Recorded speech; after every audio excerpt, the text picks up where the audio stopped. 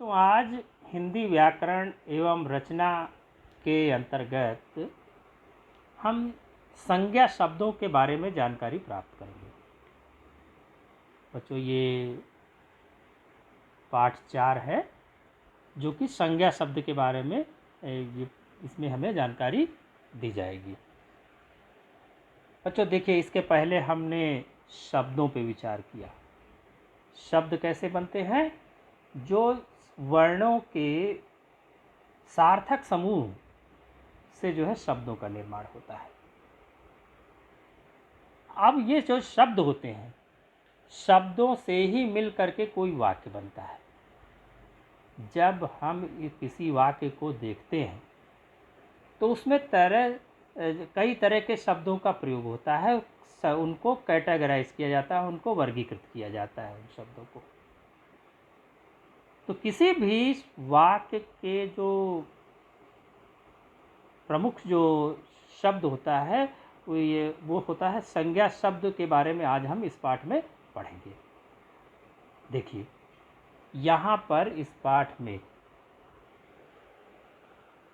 चार वाक्य जो है शुरुआत में ही इन्होंने उदाहरण रूप में दिए हैं। यहाँ पे पहला उदाहरण है वाक्य का, उसको आप देखिए। राम व गीता थैला लेकर बाजार गए। दूसरा वाक्य क्या है? ताजमहल आगरा में है। देखिए, नीचे आते हैं। तीसरा वाक्य है दिल्ली भारत की राजधानी है। चौथा वाक्य क्या है? राम अपने बचपन के दिन याद कर रहा है।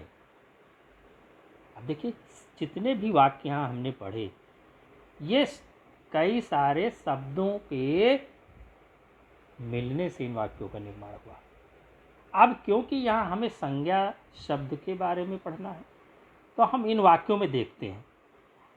अब ये चारों वाक्य हम देखते हैं। इन वाक्यों में क्या दिया गया है कि देखिए, जैसे पहले वाक्य में क्या है? राम और गीता। राम और गीता क्या है? ये प्राणियों को सूचित कर रहे हैं शब्द। फिर थैला, पहले वाक्य में क्या है? थैला। थैला क्या है? चीज है, वस्तु को सूचित कर रहे हैं। दूसरे वाक्य में आते हैं, इसमें ताजमहल और आगरा, ये क्या है? स्थान को सूचित कर रहे हैं शब्द। तीसरे वाक्य में दिल्ली और भारत, ये किसको सूचित कर रहे हैं? स्थान को सूचित कर रहे हैं। चौथे वाक्य में आते हैं राम और बचपन।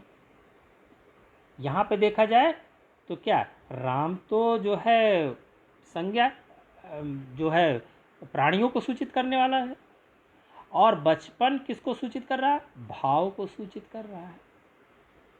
बच्चों, ये जितने भी शब्द यहाँ पे दिखाए गए हैं, ये सब क्या है? ये सभी शब्द संज्ञाएं हैं।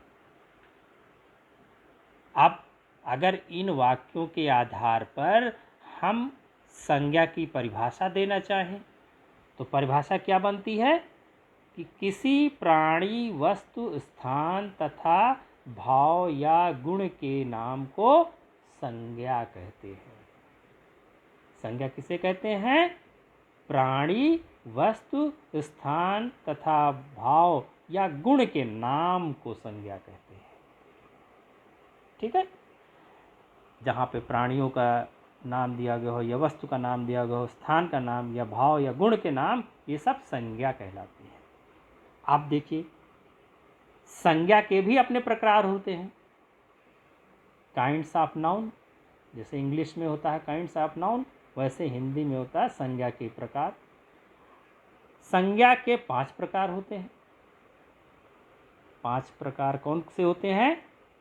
देखिए, यहाँ पे दिया गया है। नंबर 1 व्यक्तिवाचक संज्ञा, दूसरा जातिवाचक संज्ञा, तीसरा भाववाचक संज्ञा, चौथा द्रव्यवाचक संज्ञा, और पांचवा समुदायवाचक संज्ञा। ये 5 तरह की संज्ञाएं होती हैं। जो कि किसी न किसी वाक्य में उनका प्रयोग होता है। अब आइए देखते हैं कि आखिर ये जो व्यक्तिवाचक संज्ञा है वो क्या होता है। व्यक्तिवाचक संज्ञा, जिसको हम इंग्लिश में कहते हैं प्रॉपर नाउन। इसमें बताया गया है कि शब्द के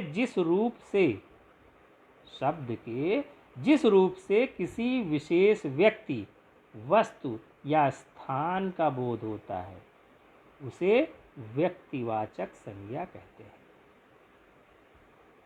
बच्चों, क्लियर हो गया होगा इसमें कि जब किसी विशेष व्यक्ति, कोई खास व्यक्ति है या खास कोई वस्तु है या कोई खास जगह का बोध कराने वाले जो शब्द होते हैं उनको हम व्यक्तिवाचक संज्ञा कहते हैं। जैसे व्यक्तियों में उदाहरण यहाँ दिया गया है कि महात्मा गांधी के बारे में सभी लोग जानते हैं, वो एक खास व्यक्ति थे, विशेष व्यक्ति थे। कैलाश सत्यार्थी, ये भी एक विशेष व्यक्ति हैं, नोबेल पुरस्कार इनको मिल चुका है। और तीसरा नाम है महावीर स्वामी जी को हम जानते ही हैं, जैन संप्रदाय के संस्थापक हैं। तो ये यहाँ पे जो भी व्यक्तियों के नाम यहाँ पे दिए गए हैं वो सभी जो है किसी एक खास व्यक्ति से ही संबंधित नाम है, इसलिए ये व्यक्तिवाचक संज्ञा के में इनकी गिनती होती है। अब कुछ वस्तुएं भी हैं जो व्यक्तिवाचक संज्ञा के अंतर्गत आती हैं, जैसे कि बाइबिल एक धार्मिक ग्रंथ है, एक निश्चित है, सबको पता है। आम एक फल है और साड़ी जो है वस्त्र है। तो ये भी जो है वस्तु के अंतर्गत ये व्यक्तिवाचक संज्ञा ये भी मानी जाती हैं। तीसरा जो ग्रुप आता है स्थान का, इसमें दिया गया है तीसरे में कुतुब मीनार, ताजमहल, मुंबई। अब कुतुब मीनार सब लोग जानते हैं, एक ही कुतुब मीनार है, ताजमहल भी एक ही है और मुंबई शहर भी एक ही है जो खास है। इसलिए इन सारे जो शब्दों को हम व्यक्तिवाचक संज्ञा कहते हैं, क्योंकि ये जो शब्द हैं किसी एक ही व्यक्ति, वस्तु या स्थान को व्यक्त करते हैं। अब बच्चों आते हैं नंबर 2, जातिवाचक संज्ञा, या जिसको हम कॉमन नाउन के रूप में जानते हैं। ये जातिवाचक संज्ञा क्या होती है? शब्द के जिस रूप से किसी प्राणी, वस्तु अथवा स्थान की पूरी जाति का बोध होता है उसे जातिवाचक संज्ञा कहते हैं। देखिए, व्यक्तिवाचक और इसमें क्या अंतर है? व्यक्तिवाचक में केवल एक ही व्यक्ति, वस्तु या स्थान के बारे में चर्चा की जाती है, और यहाँ क्या है, जातिवाचक में उस पूरी जाति का बोध कराने वाले शब्दों को हम जातिवाचक संज्ञा कहते हैं। जैसे कि प्राणी क्या है? एक जाति सूचक शब्द है, क्योंकि इसके द्वारा हम जितने भी जीवित जीव जंतु हैं उनको हम एक ग्रुप में रख सकते हैं। जैसे कि गिलहरी, युवती और पक्षी, तीनों जो है जीव जंतु हैं, तीनों जो है, तीनों में जीवन है, इसलिए इनको एक ग्रुप बना दिया गया। तीनों अलग अलग शब्द होते हुए भी इनको एक शब्द दे दिया गया कि ये प्राणी ग्रुप के हैं। भाई गिलहरी है तो गिलहरियों की अपनी कोई एक खास गिलहरी तो होती नहीं, उसमें बहुत सारी गिलहरियाँ होती हैं। युवती हैं, बहुत सारी युवती होती हैं। पक्षी भी तरह तरह के होते हैं। तो ये इसका मतलब ये शब्द जो है किसी खास विशेष जाति को जो है व्यक्त कर रहे हैं। अब आते हैं आगे, जो दिया गया है कि वस्तु, जैसे कि कॉपी, खिलौने और बर्तन। कॉपियाँ जो हैं वो एक जाति को सूचित कर रही हैं, एक ग्रुप को सूचित कर रही हैं। कॉपी कई तरह की हो सकती हैं, तरह तरह की हो सकती हैं, लेकिन उनका एक ग्रुप नेम क्या हो गया? कॉपी हो गया। इसी तरह खिलौने हैं, खिलौने तरह तरह के हो सकते हैं, लेकिन उनका जो एक कॉमन नाम है वो खिलौने के रूप में दिया गया, तो खिलौना जो भी एक जातिवाचक संज्ञा है। बर्तन भी तरह तरह के होते हैं, तो उन सारे बर्तनों का एक जो ग्रुप नेम जो है वो बर्तन हो गया। अब तीसरा आता है स्थान। विद्यालय, पहाड़ और रेगिस्तान। विद्यालय, किसी भी विद्यालय के बारे में बात की जा सकती है, बहुत सारे विद्यालय हो सकते हैं। पहाड़ जो है, बहुत कई सारे पहाड़ हो सकते हैं, कोई भी पहाड़ हो सकता है। रेगिस्तान, कोई भी रेगिस्तान हो सकता है। ये शब्द क्या सूचित करते हैं? किसी एक जाति को सूचित करते हैं कि अगर हम रेगिस्तान का नाम लेते हैं तो हमें पता चल जाता है कि ये किस चीज़ के बारे में बात की जा रही है।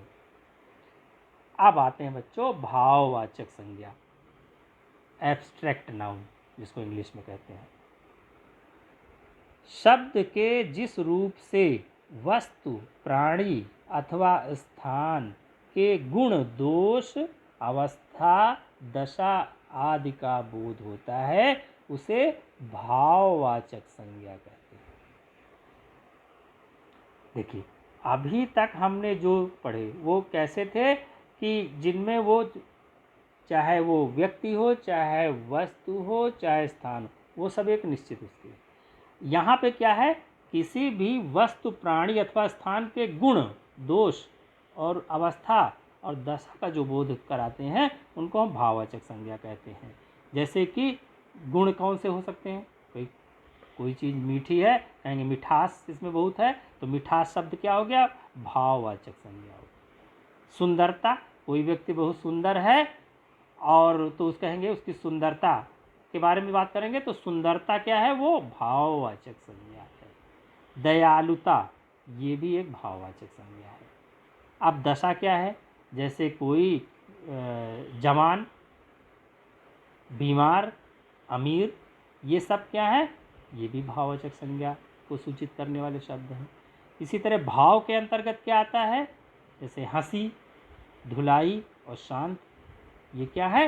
ये भी भाववाचक संज्ञा को व्यक्त करने वाले शब्द हैं। अब चौथा आता है द्रव्यवाचक संज्ञा। द्रव्य क्या है? Material noun. द्रव्य को इंग्लिश में क्या कहते हैं? मटीरियल कहते हैं। तो इसलिए जो भी, जिस संज्ञा शब्द से किसी धातु, पदार्थ अथवा द्रव्य का बोध होता है उसे द्रव्यवाचक संज्ञा कहते हैं। जैसे कि उदाहरण यहाँ दिया गया है कि इन दिनों सोने की कीमत आसमान छू रही है। अब सोना क्या है? सोना एक मटीरियल है, एक द्रव्य है, इसलिए यहाँ पे सोना जो है वो क्या हो गया? द्रव्यवाचक संज्ञा हो गया। दूसरे में मंदिरों में तेल व घी के दिए जलाए जाते हैं। तेल और घी क्या है? ये द्रव्य है, मटीरियल है, इसलिए ये शब्द जो है तेल और घी क्या है? द्रव्यवाचक संज्ञा है। अब पांचवें संज्ञा के प्रकार में हम आते हैं। पांचवा प्रकार है समुदायवाचक संज्ञा, कलेक्टिव नाउन।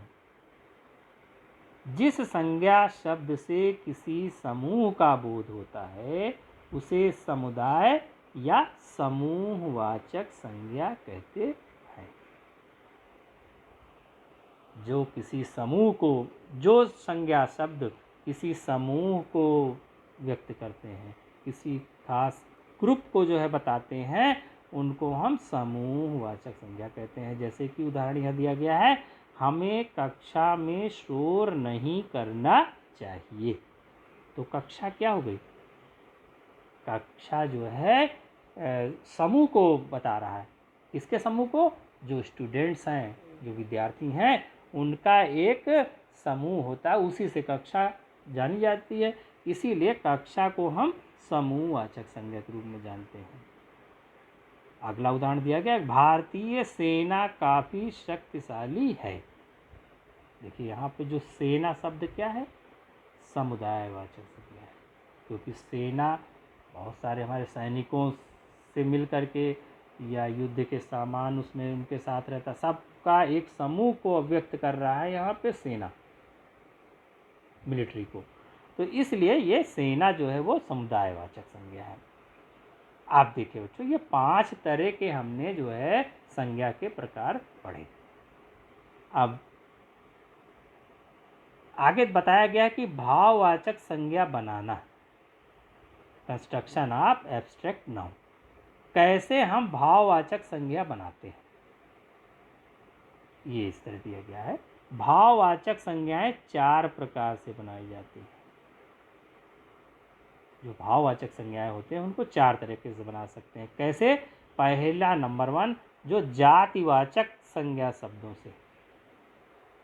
जातिवाचक संज्ञा शब्दों से हम कैसे भाववाचक संज्ञा बनाते हैं, यहाँ देखिए एक चार्ट दिया गया है, इसमें जो है टेबल में सब बता दिया गया। जैसे कि क्या, जातिवाचक, देखिए चोर क्या है, एक जातिवाचक संज्ञा है। अगर इसको भाववाचक संज्ञा में बदलेंगे तो क्या करेंगे, चोर का होता है चोरी, ई प्रत्यय लग गया तो चोरी शब्द बन गया, और चोरी जो होता है वो भाववाचक संज्ञा है।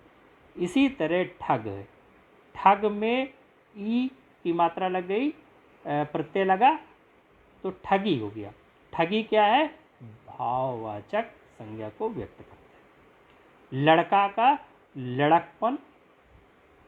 इसी तरह दोस्त से दोस्ती, बाल से बालपन, डाकू से डाका, पशु से पशुता, देव से देवत्व, मित्र से मित्रता, भाई से भाईचारा या भ्रातृत्व, शत्रु से शत्रुता, युवक से यौवन। तो देखिए इसमें ये जितने पहले शब्द दिए गए हैं, चोर, ठग, लड़का, ये सब क्या है, जातिवाचक संज्ञा है, और उनसे हमने भाववाचक संज्ञा देखो कैसे बनाया, ये इस टेबल में पूरा ये दिखाया गया। अब कुछ ऐसे भी भाववाचक संज्ञा है जो सर्वनाम शब्दों से बनते हैं। यहाँ नीचे दूसरी जो है तालिका दी गई है, टेबल दिया गया, इसमें जो है यहाँ पे दिखाया गया है। जैसे कि सर्वनाम शब्द हम लोग जानते ही हैं कि जैसे अहम है, संस्कृत का शब्द है। अब अहम जो है, अहम से सर्वनाम से भाववाचक संज्ञा बने क्या, अहंकार, अहंकार। दूसरा जो शब्द है सर्वनाम है का, वो है सर्व, उससे जो भाववाचक संज्ञा बनी वो है सर्वस्व। स्व से स्वत्व, इसी तरह अपना से अपनापन, मम से ममता, निज से निजता या निजत्व। ठीक बच्चों, देखिए सर्व, यहाँ पे इस तरह सर्वनाम शब्दों से भी भाववाचक संज्ञा बनाए जा सकते हैं, ये इस टेबल में दिखाया गया। अब आते हैं तीसरे टेबल में कि विशेषण शब्दों से भाववाचक संज्ञा बनाना। विशेषण शब्दों, विशेषण कैसे शब्द होते हैं जो किसी व्यक्ति या वस्तु की विशेषता को बताते हैं। जैसे अच्छा है, अच्छा क्या है, विशेषण है। अब इससे जब भाववाचक संज्ञा हमने बनाया तो शब्द बना अच्छाई। इसी तरह कायर से भाववाचक जो संज्ञा बनी कायरता, कठोर से कठोरता, खट्टा से खटास, चतुर से चतुराई। फिर आते हैं राइट हैंड साइड में, दुष्ट से दुष्टता, मूर्ख से मूर्खता, वीर से वीरता, प्यासा से प्यास, हरा से हरियाली। तो बच्चों हमने यहाँ देखा, इस टेबल में हमने देखा कि जो विशेषण शब्द हैं उनसे हम किस तरीके से भाववाचक संज्ञा बना सकते हैं। अब बच्चों आते हैं चौथे पॉइंट पर। अब जो क्रिया शब्द होते हैं, क्रिया शब्दों से कैसे भाववाचक संज्ञा बनाए जाते हैं वो इस टेबल में दिया गया है। जैसे क्रिया क्या है, चमकना क्या है, एक क्रिया है। चमकना क्रिया है, शब्द है। इसका जब हमने भाववाचक संज्ञा शब्द बनाया तो बना चमक, क्योंकि चमक किसको शो कर रहा है, किसी भाव को बता रहा है। इसके बाद क्या है, चलना। चलना से क्या भाववाचक संज्ञा बनी, चल। दौड़ना, ये भी एक क्रिया शब्द है। इस क्रिया शब्द से जो भाववाचक संज्ञा बनी, क्या बनी? दौड़।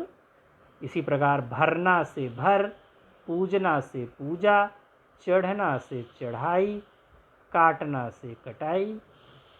और इसी तरह राइट हैंड साइड में आए तो हारना से हार, खेलना से खेल, थकना से थकान, जलना से जलन, जीतना से जीत, सजाना से सजावट, धोना से धुलाई। तो बच्चों देखिए, इस तरह हमने इस पाठ के माध्यम से पहली चीज़ तो हमने जानी कि संज्ञा शब्द होते क्या है, फिर संज्ञा शब्द के प्रकार हमने जाने, उसके बाद जो भाववाचक संज्ञा है उसको हम किन किन दूसरे और शब्दों से हम भाववाचक संज्ञा बना सकते हैं, वो इस पाठ में बताया गया है। बच्चों, पाठ को जब कई बार हम इसी तरह पढ़ेंगे तो हम संज्ञा शब्द के बारे में विस्तार से और अच्छे ढंग से बातें जो है समझ जाएंगे।